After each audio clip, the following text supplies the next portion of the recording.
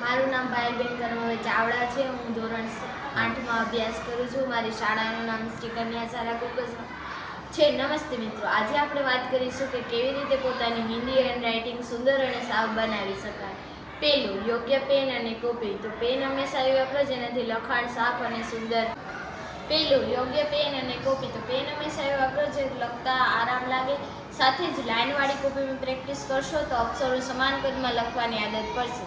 બીજું, બેસવાની યોગ્ય સ્થિતિ. સીધા બેસો અને કોપીને થોડી આડી રાખો. આથી લખાણ વધુ સાફ અને સુંદર બનશે.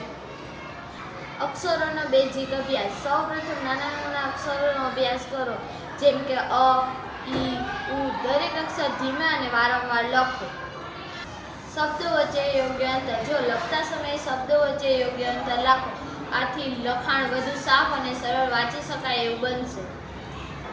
દરરોજ ફક્ત એક પાનું સુંદરતાથી લખો. આથી ધીમે ધીમે ઝડપ અને સુંદરતા બંનેમાં સુધારો જોવા મળશે. છઠ્ઠું, ધીરજ અને ધ્યાન. હેન્ડરાઇટિંગ સુધારવામાં સમય લાગે છે, ઉતાવળ ન કરો, ધ્યાનપૂર્વક લખો. તો જો મિત્રો, આ વાતોનું તમે ધ્યાન રાખશો તો તમારું હિન્દી હેન્ડરાઇટિંગ ચોક્કસ સુધરી જશે. જો વિડીયો ગમ્યો હોય તો લાઈક અને શેર કરવાનું ભૂલશો